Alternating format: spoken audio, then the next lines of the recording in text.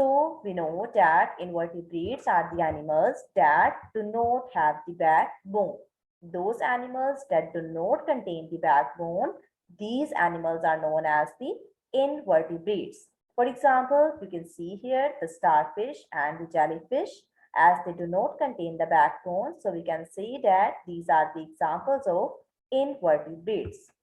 Now we are going to discuss about the classification of invertebrates, that into how many phylums we are going to divide the invertebrates.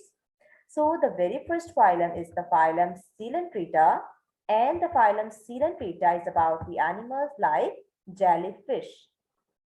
The second phylum is the phylum Platyhelminthes, and the phylum Platyhelminthes is about the flatworms, like in this case we have the example of planarian. The third phylum is the phylum Nematoda, and the phylum Nematoda is about the roundworms, like in this case we have the example of Ascaris. The fourth phylum is the phylum Porifera, that is about the animals that are bearing the pores. For example, in this case, we have the example of sponges. So now come towards another phylum, the fifth phylum of the invertebrate, that is the phylum Annelida. And the phylum Annelida is about the animals like segmented worms, like in this case, we have the example of earthworm. The sixth phylum is the phylum Mollusca, that is about the animals like snail. The sixth one is the phylum Arthropoda, and this is about the insects. Like in this case, we have the example of mosquito, that is the Aedes aegypti. And we know that Aedes aegypti is the mosquito that is causing the dengue fever. The last phylum, the eighth phylum of the class invertebrate, is the Echinodermata, that is about the animals like starfishes. So beta, this is all about the classification of invertebrates, and we have divided the invertebrates into 8 different phylums on the basis of different characteristics. Now we are going to discuss about each and every phylum in detail. So the very first phylum is the phylum Coelenterata. Now we are going to discuss about its characteristic. So first of all, we will talk about its habitat, that where they are living. So basically they are living in both the marine water as well as in the fresh water. Marine water means that they can be found in the oceans and the seas, and fresh water means that they can be found in the lakes, streams and the rivers. And then we will talk about its body composition, that how its body is made. So its body is made up of the 2 germ layers. And what does the germ layers means? Germ layers means the group of the cells that differentiate into the tissues. So the body of the Coelenterata is made up of the 2 germ layers, that is known as the endoderm and the ectoderm. So endo means inside. So endoderm is the layer that is present inside, and it will give rise to the various internal structures. Whereas the ectoderm, as the name indicates, ecto means outside. So the ectoderm is the layer, is the group of the cells that are present outside, and it will give rise to the various external structures. The next characteristic is that they are having the organs that are known as the tentacles. For example, you can see here the long, mobile and the flexible organs. These organs are known as the tentacles, and the tentacles, it is also known as the food and prey capturing organs, because the tentacles, it can be used to take the food, and it can also be used to capture the prey. So that's why we are calling it as the food and prey capturing organ.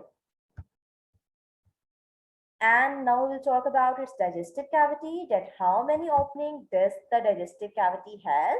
So its digestive cavity, it has only one opening, means that there is only the mouth that is present. And if you will talk about its systems, so as they have the simple body plan, so they don't contain the respiratory system, they do not have the respiratory system, as well as they do not contain the nervous system, and they also do not have the circulatory system. And in this case, we have the example of animals like jellyfish, and another example is the hydra. So you can see here the tentacles. So we can see that these are the examples of Coelenterata. Now we are going to discuss about another phylum, that is the phylum Platyhelminthes. And the phylum Platyhelminthes is about the animals like the flatworms. So if we will talk about its body composition, so its body is made up of the three germ layers, that is known as the endoderm, ectoderm and the mesoderm. And mesoderm is present between the endoderm and the ectoderm. And if we will talk about that how its body look like, so as it is the worm, so its body is soft and its body is unsegmented. Unsegmented means that its body is not divided into any parts or into any segment. That's why we are calling it as the unsegmented.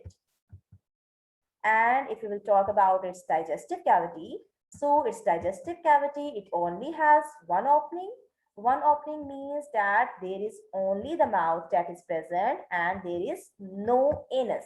There is no anus and it has only one opening, that is the mouth is present. And they also do not have the systems, like they do not contain any respiratory system, as well as they do not contain the circulatory system. And in this case, we have the example of worms like planarian and the liver flu. Now we are going to discuss about another phylum, that is the phylum Nematoda. And the phylum Nematoda is about the worms like the roundworms. And we can also call the Nematoda as the human parasite.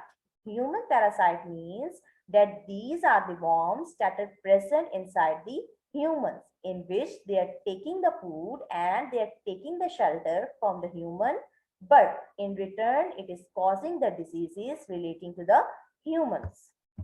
And it has the tubular body, means its body is just like the tube because it has a long body and a round body. So we can say that they are having the tubular body. And its digestive cavity, it has two openings, means that they contain both the mouth and the anus. And its body composition, now let's talk about its body composition, that how its body is made up of. So its body composition is triploblastic. Triploblastic means that its body is made up of the three germ layers, just like as we have talked about in the phylum Platyhelminthes.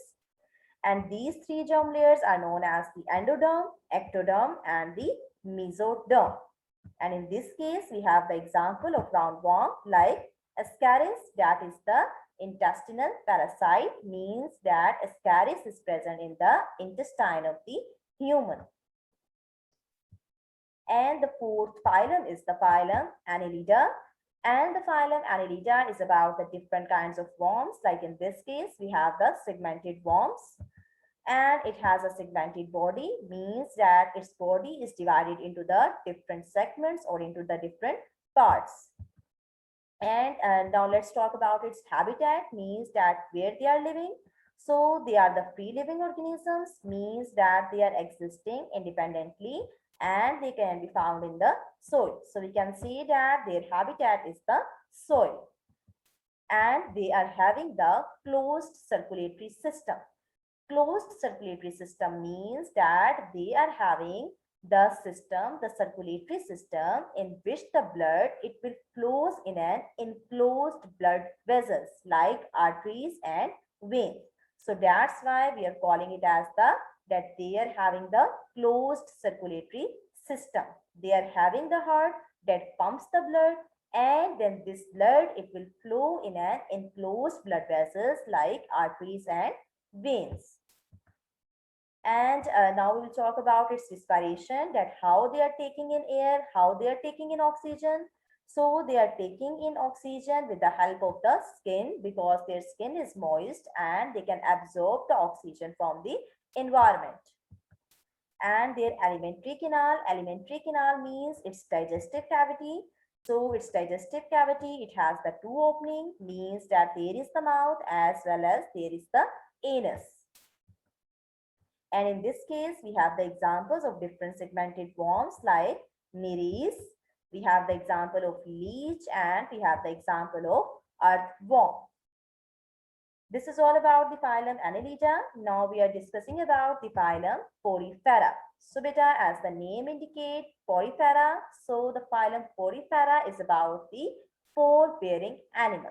So the very famous characteristic is that they are having the numerous small pores on their bodies. Small pores means that they are having the tiny holes on their bodies. And they are the aquatic animals, means that they are present in the water. They can be found in the sea water as well as in the fresh water. And they are sessile. Sessile means that they can't move.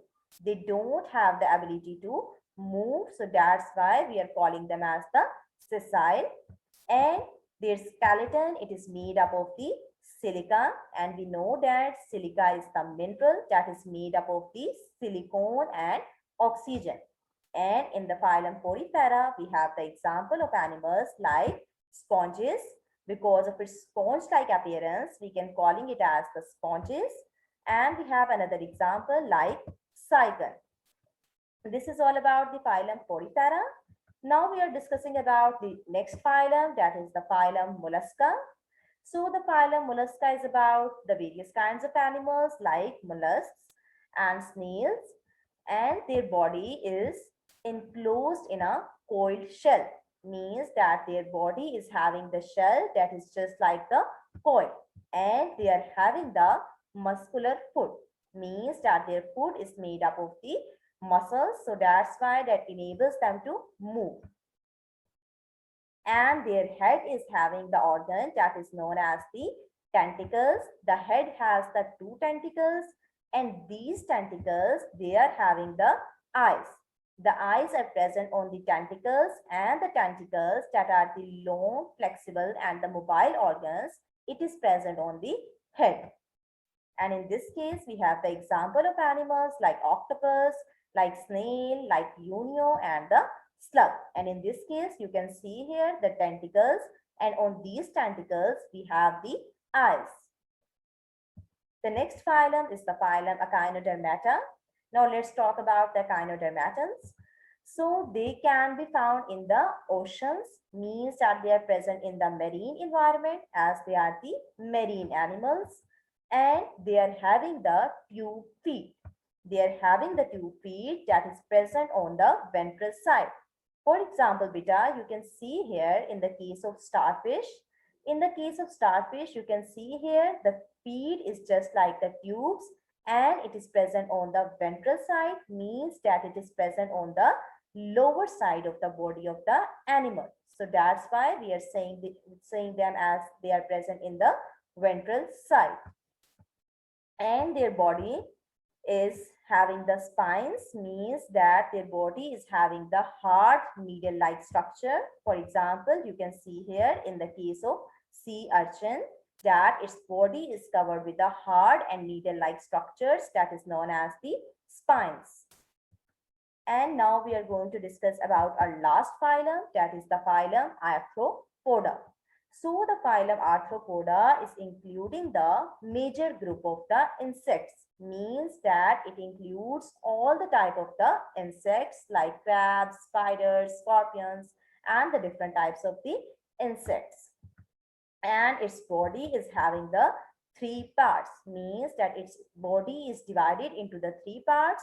The first part is known as the head, the second part is known as the thorax, and the third part is known as the abdomen.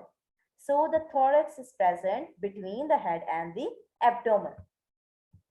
And they are having the blood circulatory system, means that they do not contain any blood vessels, and the blood will simply flows in all the directions. And now we'll talk about its respiration, that how they are taking in oxygen. So they are respiring with the help of the respiratory organs that are known as the tracheal tubes. Tracheal tubes means those tubes that are the air filled. They are having the tubes that are air filled that enables them to respire. and they are having the wings that enables them to fly. For example, you can see in the case of butterfly. And in this case, we have the example of various kinds of insects like crabs. We have the example of butterfly and the example of scorpion. So this is all about the phylum Arthropoda, that is about the insects. Now, beta, we have covered all the types of the invertebrate, and this is all about the invertebrates. Now, thank you so much.